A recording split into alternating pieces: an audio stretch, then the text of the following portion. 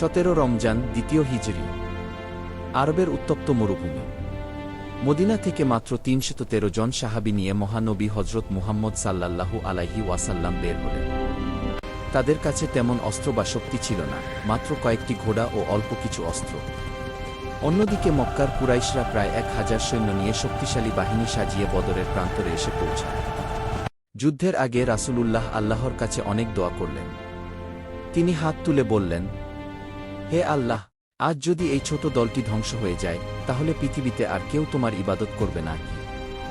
এরপর যুদ্ধ শুরু হল। শুরুতেই সাহাবীরা অসাধারণ সাহস ও ঈমানের শক্তি দেখালেন।